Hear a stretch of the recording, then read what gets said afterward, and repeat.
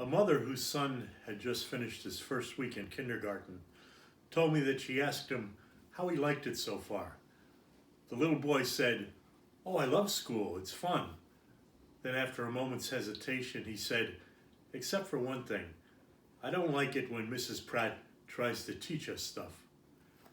Jesus noticed that too. People weren't always happy when he tried to teach them stuff. The crowds wanted miracles. Jesus tried to teach them values. And even with his closest friends, Christ had some problems. His disciples wanted prestige and power, quick results. Jesus pushed patience and perseverance. In the Holy Thursday Gospel, Christ teaches the apostles a surprising lesson, doing the last thing they would have expected him to do. Jesus wrapped a towel around his waist and began to wash their feet.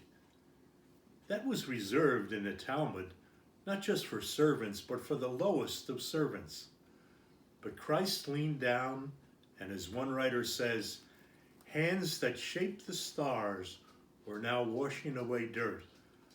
The one before whom all nations would one day knelt before his disciples.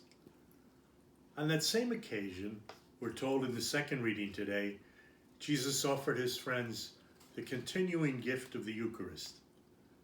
The Corinthians, to whom Paul was writing this, had broken into factions and excluded the poor from the Eucharist.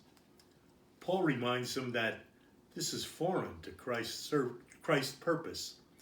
The holy meal, says Paul, was meant by Jesus to strengthen and unite the community.